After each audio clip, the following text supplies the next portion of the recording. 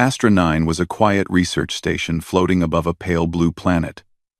From a distance it looked peaceful, like a silver ring suspended in the sky. But inside the station, the halls were full of noise, lights, and constant activity from many species working together. Humans, robots, and alien races walked side by side. Only one person felt alone in all of it, an alien girl named Corel. Corel was a young member of the Scenari, a race known for one special ability. They were all connected to each other through a mental network called the Hive Link. Through this link, the Scenari could share thoughts, feelings, and ideas without speaking a single word. This link made their society strong and efficient. Decisions were made quickly, and no Scenari ever felt lonely. No one except Corel. Corel had been born different. While other Scenari children connected to the Hive Link at a young age, she never could. Her mind stayed quiet. She heard nothing from her people, and they heard nothing from her. For the Scenari, this was a serious defect. Anyone who could not join the link was considered weaker, slower, and unfit for important tasks. So, at the age when most Scenari children began advanced studies, Corel was taken out of the main learning group. She was moved to a small, lonely observation room on Astra 9. Her new job was simple. Watch environmental monitors, record changes in temperature, pressure, and light levels, and send reports. It was work no one else wanted to do. To her people, it was the only job someone defective could handle. But Corel did not complain. She had grown used to silence. She had grown used to being alone.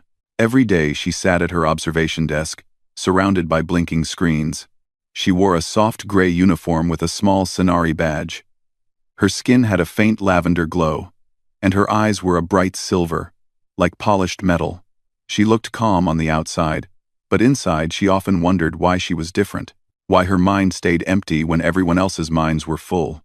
The hours passed slowly in her quiet room. Sometimes she hummed to herself, making little melodies to fill the silence. Sometimes she watched the planet below and pretended she could fly down to its surface. Sometimes she imagined conversations with people who might want to speak to her. But no one ever came. That changed on the day the human engineering team arrived. The humans walked through Astra 9 with curious eyes. They had come to update old machinery, install new power lines, and improve the station's energy systems. Among them was Ethan Ward, a 32-year-old engineer with dark hair, a friendly face, and a habit of noticing things other people ignored.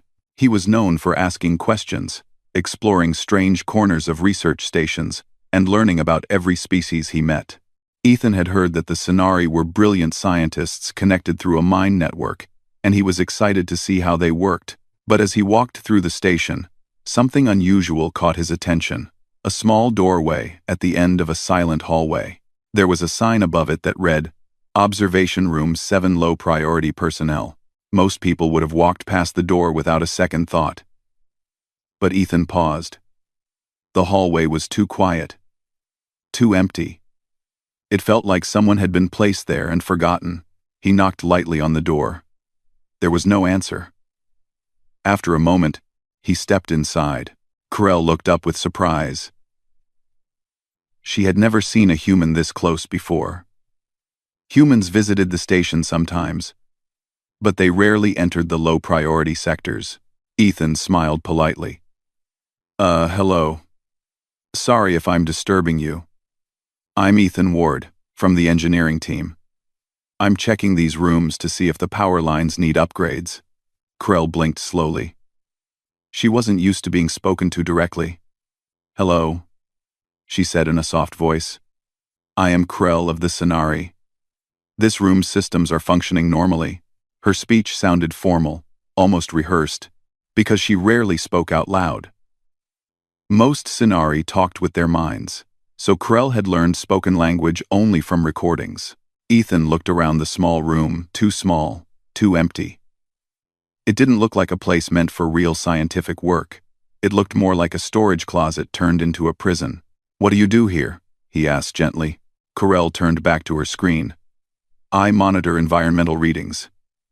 It is a necessary task. Ethan had already seen the same readings displayed in 5 other rooms nearby, all automated. But these systems can run themselves, he thought. Why place someone here?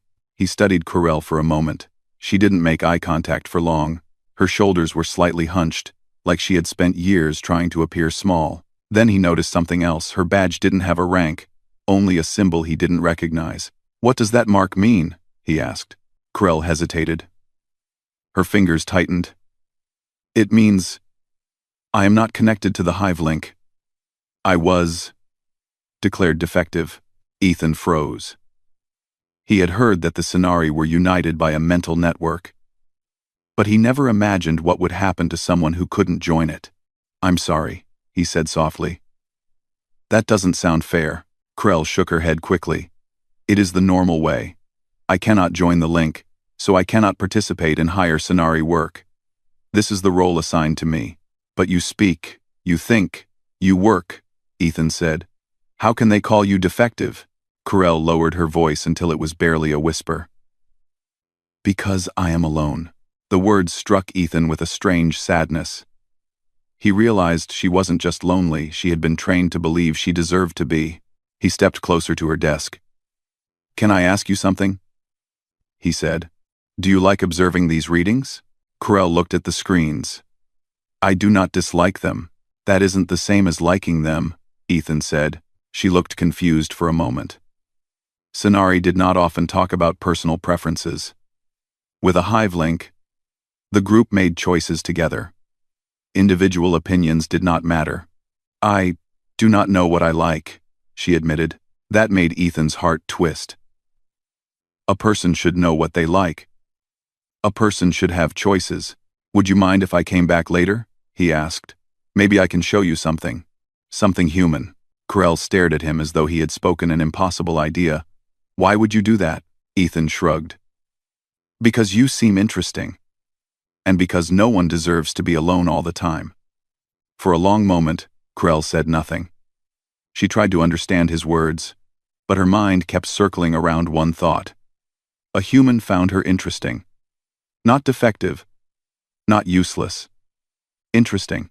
You may come back, she said quietly. If that is what you want.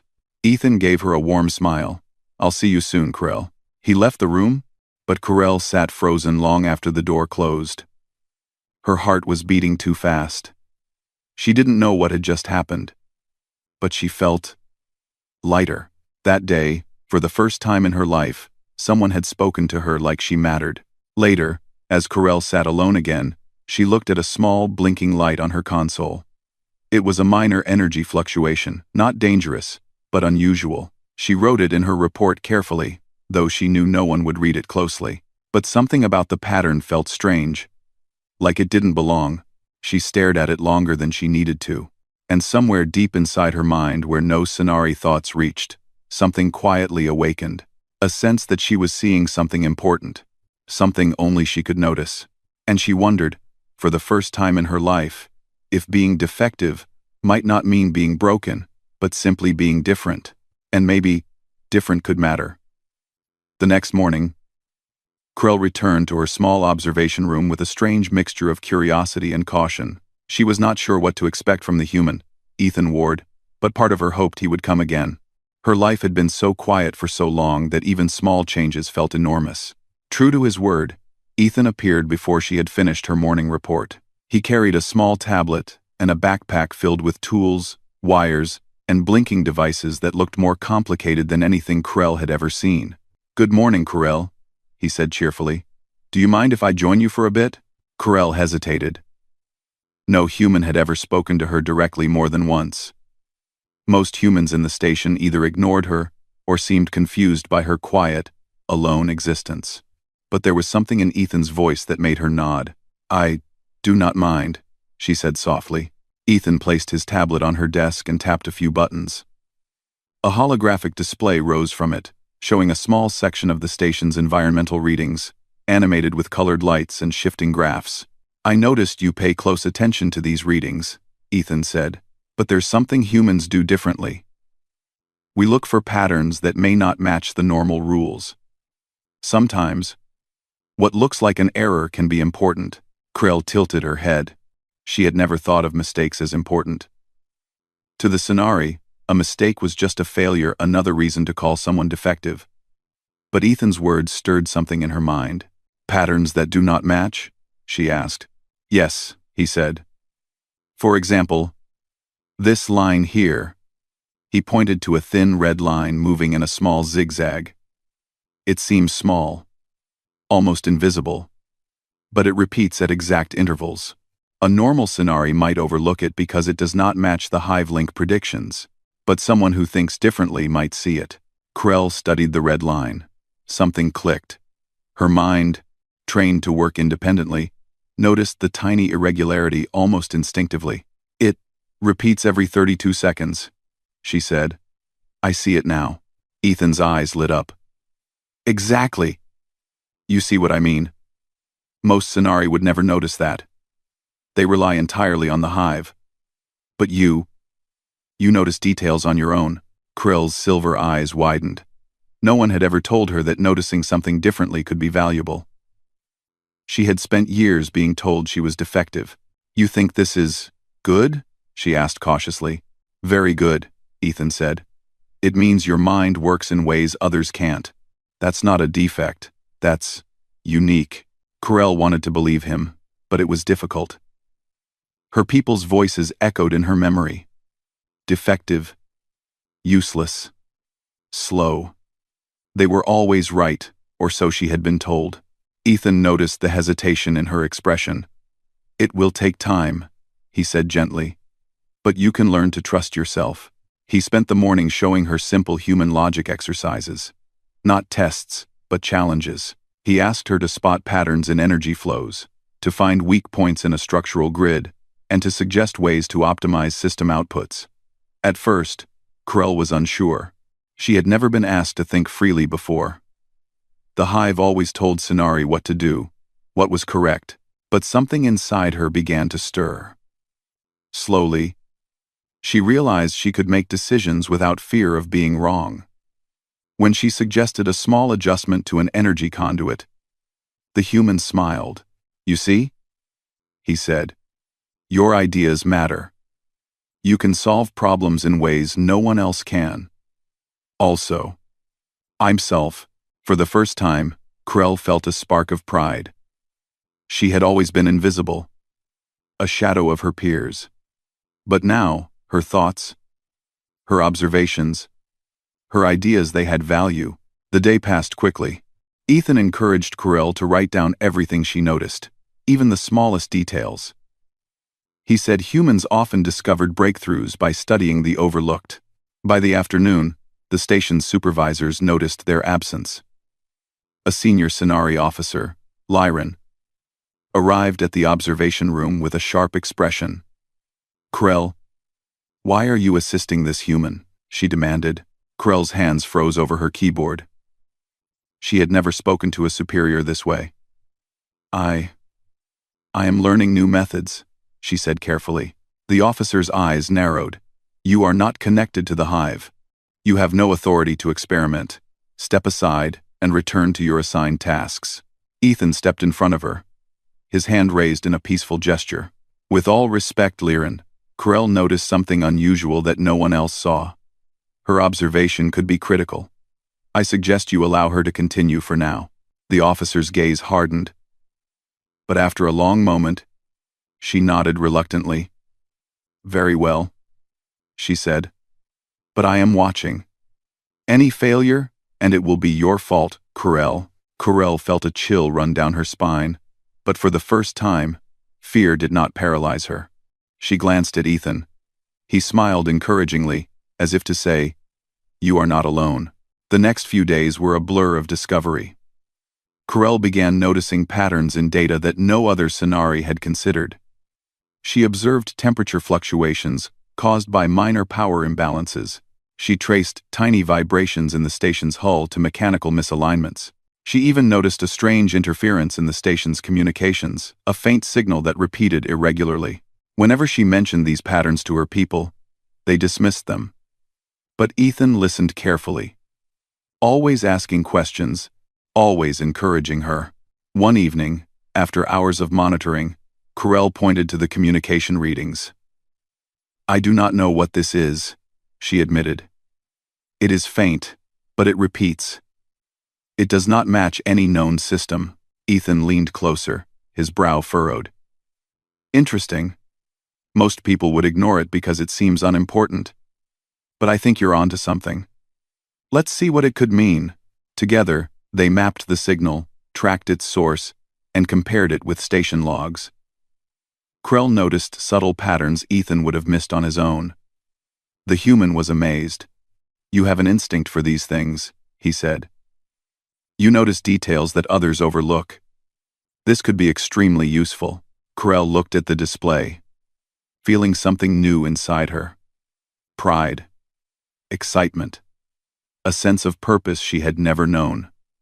For the first time, she was not defined by what she could not do.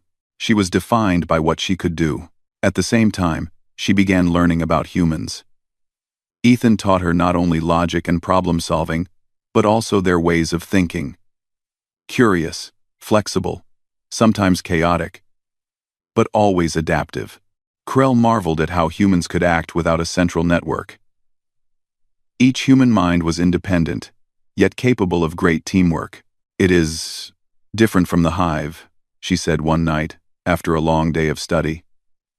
"Your minds do not connect like ours, yet you accomplish so much." Ethan nodded. "We rely on each person's individuality. Mistakes happen, but they often lead to discovery. Sometimes being different is our greatest strength." Krell reflected on the words. They reminded her of herself. She had always been different. And now, with Ethan's guidance, she could see that being different was not a weakness, but there was still a worry. The strange signal she had noticed continued to pulse through the station. It was faint, almost invisible, but it persisted. She could not explain it, and she was unsure whether anyone else would even notice it. Ethan noticed her hesitation. "I see something strange," she said quietly. "A repeating signal. I do not know its purpose." Ethan's eyes lit up. "Then we'll figure it out together. That's what humans do. We explore, test, and discover. And sometimes, the solution comes from someone no one expected." Krell nodded. For the first time, she felt ready. She was not just the defective Sonari. She was something new. Something different. Something that could make a difference. As the evening faded into night, Krell stayed at her console, watching the signal pulse across the screens. She felt alive in a way she had never felt before. It was the first spark of hope, the first taste of purpose. For weeks, she had lived in silence. She had thought that being different meant being weak, alone, and useless. But now, with Ethan's guidance, she began to understand a simple truth. Being different could be powerful. And being seen mattered. And in the quiet room on Astra 9, with only blinking screens and a patient human by her side, Corell began to imagine a world where she was not just surviving, but thriving. Astra 9 had never been completely quiet, but that day the station's hum turned into an uneasy vibration. Corell noticed it first, while reviewing the environmental readings. The faint signal she had been tracking for weeks, the one no one else cared about, had grown stronger. It pulsed in sharp, irregular bursts, bouncing across multiple systems. At first, the Sonari scientists dismissed it. "It is likely a minor interference in the communication lines," said one. Nothing worth concern. But Corell's instincts told her otherwise. The signal was not random. It repeated in a pattern too complex for normal station noise. Too deliberate to be ignored. She tapped her console nervously. "This is unusual," she whispered to herself. Ethan noticed her tension. "What is it?" he asked, moving closer. "It is the signal I have been observing," Corell said. "It has changed. It is stronger now, and affecting multiple systems. If it continues, the station may fail." Ethan frowned. "Show me," He leaned over the console, eyes scanning the pulsing lines. I see it. Interesting. But what exactly does it do? Corel shook her head. I do not know. It interferes with the automated systems. It seems to avoid human and independent observations. But it may disrupt the Scenari hive calculations. I cannot be sure. Ethan's brow furrowed. If it disrupts the hive, the station could lose control of its power grids, life support, everything. That is serious. Suddenly, alarms blared throughout the station. Red lights flashed, and the hum of machinery turned into high-pitched whines. A power surge raced through the main conduits. The Scenari scientists rushed to the control panels, their minds linking instantly through the hive. Do you see this? One of them shouted. This is the anomaly. We must correct it immediately. They tried to coordinate a response through the hive link, but Corel noticed something strange. The hive's synchronized efforts ignored the irregularities in the anomaly.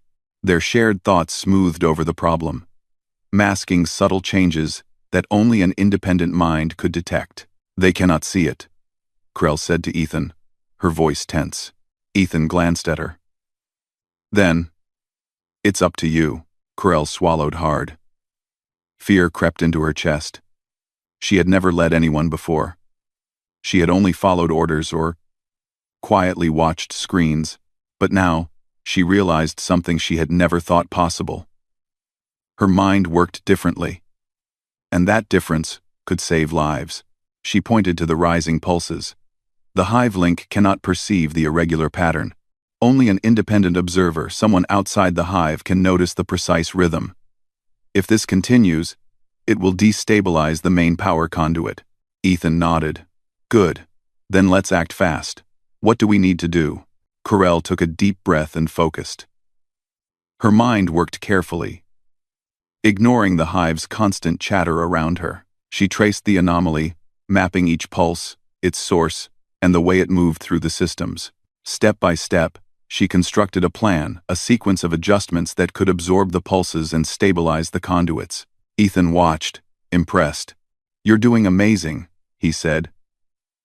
Tell me what to do, and I'll follow exactly. Together, they began their work.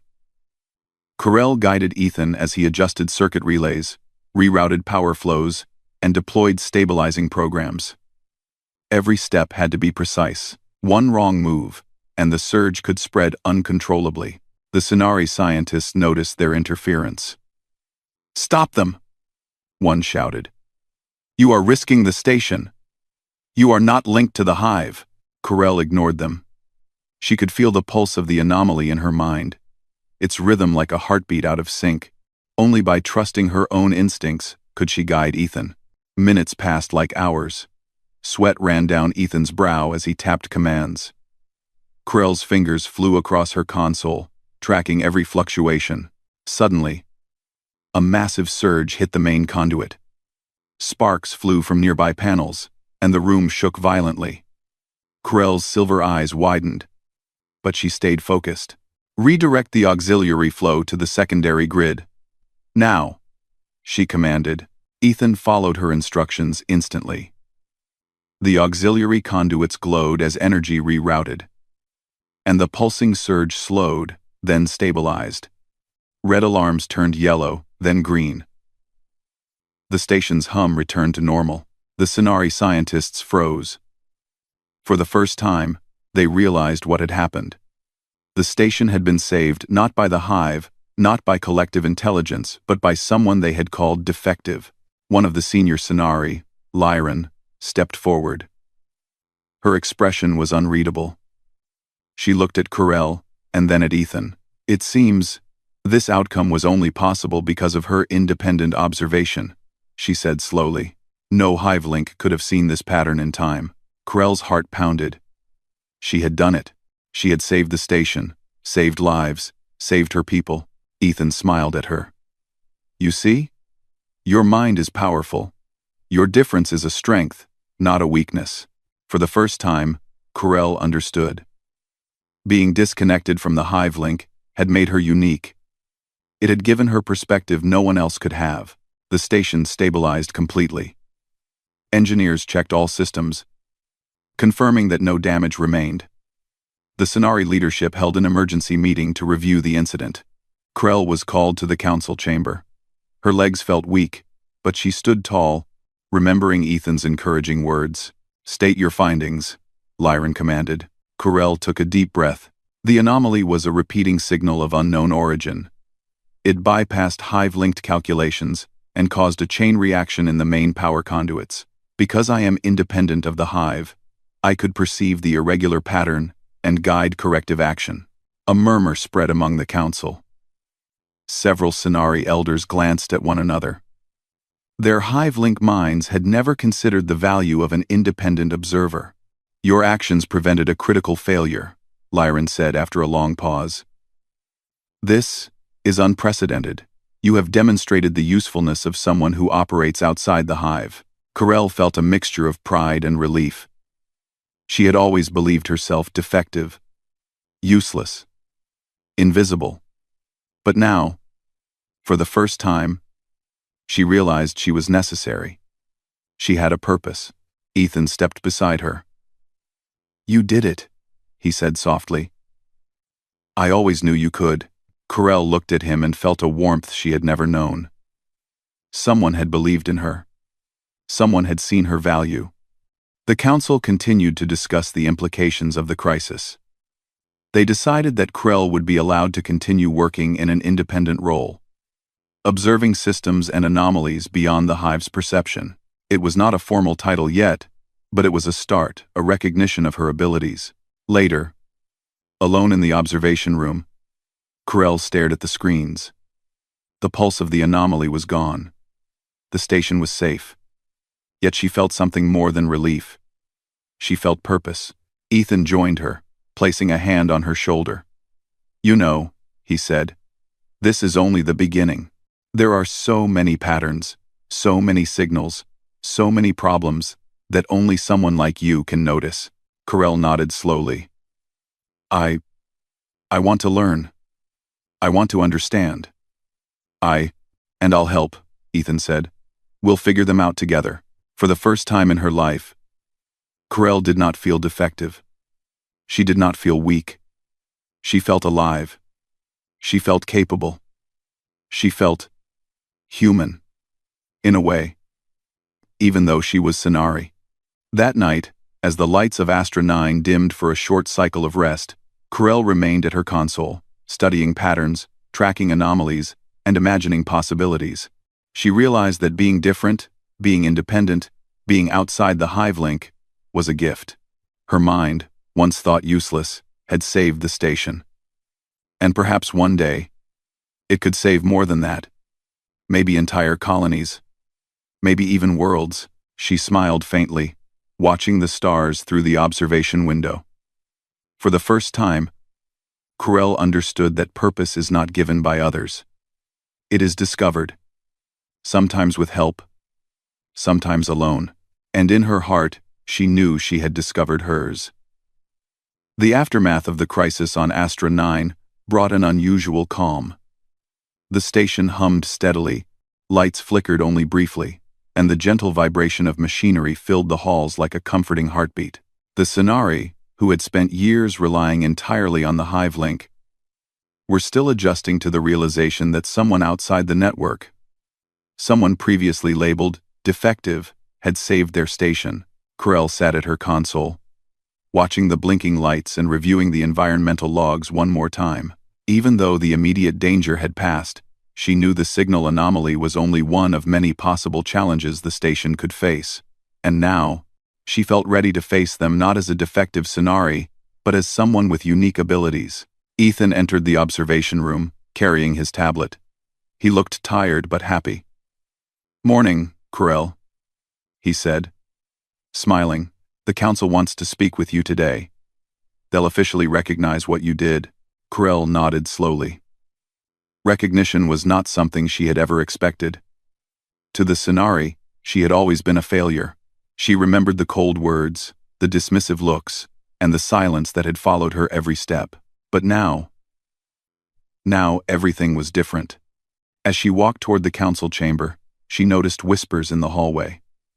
Some Sonari elders looked at her with curiosity, others with suspicion. No one spoke, but she could feel the weight of their attention. For the first time, she did not shrink under it. She held her head high, her silver eyes reflecting determination rather than fear. Inside the chamber, the council waited. Lyran, the senior officer who had first dismissed her, sat in the center. Her expression was unreadable, but there was a faint flicker of respect in her eyes. "Krell," Lyran began, her voice formal, "you have demonstrated actions that no member of the Hive-Link could perform. The station's stability depended on your independent observation and quick decision-making. You have saved lives and prevented catastrophic failure. For this, we acknowledge your contribution." Krell felt a warmth in her chest. The words were official, formal, and yet personal. They were saying aloud what she had only just begun to realize herself. She was not defective. "Thank you," Krell said quietly, her voice steady. "More than thanks," Lyran continued. "You will be given a new role. You will operate as an independent research specialist. Your work will focus on areas outside Hive-Link perception, where your unique abilities can contribute the most." A murmur spread through the chamber. Some Sonari nodded in approval, while others seemed unsure. For centuries, no one had worked outside the Hive-Link. The idea of independence was strange, almost threatening, but the proof was undeniable. Krell had saved the station. Ethan, who had accompanied her, smiled proudly. "Congratulations," he whispered. Krell looked at him, and for the first time, she smiled back. She had never imagined this outcome. She had spent so long believing that her difference was a weakness, but now she understood that difference was her strength. After the ceremony, Krell returned to her observation room. She sat at her console, staring at the blinking screens. The anomaly that had caused so much chaos was gone, but the lessons remained. She realized that purpose was not something given by others, it was discovered. And sometimes, it required someone to see your potential when no one else would. Ethan leaned against the doorway. "So, what now?" he asked. Krell thought for a moment. "Now, I continue my work. I observe. I analyze. And I find patterns that the Hive cannot perceive. And I learn." Ethan nodded. "Good. And maybe I can help too?" "Of course," Krell said. "I could not have done any of this without you." He laughed softly. "Well, then we make a good team. Humans and Sonari. Independent and together." Over the next few weeks, Krell settled into her new role. She worked closely with both the human engineers and Sonari scientists, forming a bridge between two very different ways of thinking. Where the Hive-Link operated with perfect synchronization, Krell brought flexibility, intuition, and creativity. Where humans relied on trial and error, she contributed precise observation and logical reasoning. Her days were no longer lonely. Colleagues sought her insight, and even the Sonari who had once ignored her began asking questions. Krell realized that her difference had value in ways no one had imagined. She was not just surviving, she was shaping the future. One afternoon, as she examined the energy fluctuations of the station, Ethan approached with a tablet full of new data from the planetary surface below. "Look at this," he said. "There are patterns here that could affect the station's orbit. Most of the data is chaotic, but I think you might see something in it." Krell studied the readings carefully. Her eyes scanned every spike, every dip, every irregular signal. Slowly, she traced a sequence that predicted a minor orbital shift that could have caused issues in the station's stabilization thrusters.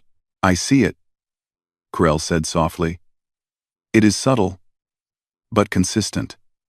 If we adjust the thrusters slightly, we can prevent problems before they occur." Ethan smiled. "Exactly. This is why we need your kind of mind, different, independent, observant." For Krell, the feeling of being useful was intoxicating. She remembered the long months of silence, the labels of defective, and the loneliness that had been her constant companion. And now, she realized those experiences had prepared her for this moment. Her difference was not a weakness, it was her power. Days turned into weeks, and Krell's reputation grew. Humans and Sonari alike came to rely on her insights. She was invited to contribute to research projects that spanned multiple planets. Her unique perspective allowed her to see connections others could not, anticipate problems, and propose solutions. One evening, after a long cycle of work, Krell stood at the observation window of Astra 9. The pale blue planet beneath them shimmered in the station's light. Stars stretched endlessly across the black sky, each one a distant possibility. For the first time, she did not feel small. She felt capable. She felt needed. She felt alive. Ethan joined her quietly. "Thinking about the future?" he asked. Krell nodded. "Yes. I am thinking about what I can do. There is so much to discover. So many patterns to understand. I want to help not just here, but everywhere I can. You will," Ethan said confidently. "And I'll be there to help you. But remember, this is just the beginning. Your path is yours to choose." Krell smiled. She realized that choosing her own path was more important than any recognition or title. The independent research specialist role was a start. But her true purpose was more than that. It was the freedom to observe, to think, to create, and to make a difference in ways no one else could. Weeks later, the Sonari Council invited her to speak at a conference on interstellar research. Krell stood before the assembly of scientists, humans, and Sonari leaders. Her silver eyes met theirs confidently. "I was once called defective," she began. "I was told I could not contribute, that I was not capable of important work. But I discovered something. Difference is not a weakness. Independence is not failure. It is a gift. And when given the chance, even those who seem small, invisible, or powerless can make a great difference." The room fell silent. Then, one by one, the Sonari and human scientists began to applaud. Krell felt a surge of pride and joy. She had never imagined standing here, speaking openly, and being celebrated for her abilities. After the conference, she returned to Astra 9 with Ethan. Together, they continued their work, exploring anomalies, observing patterns, and solving problems that no one else could. Krell knew now that purpose was not something assigned by others. It was something discovered, nurtured, and embraced. And with her unique mind, her independence, and the support of someone who believed in her, she could achieve more than she had ever dreamed. As she stood at her console, gazing at the stars once again, Krell felt a sense of peace. She had been declared defective, dismissed, and overlooked, but those experiences had led her to find her true strength. Her silver eyes reflected the light of countless distant stars, each one a promise of possibility. She had discovered that being different was a gift, that independent thought could save lives, and that helping others and being helped could reveal a greater purpose. And in that moment, Krell smiled, knowing that her journey was only beginning. She had a purpose now, a path she had chosen, a role no one else could fill, and she was ready to explore it, one discovery at a time.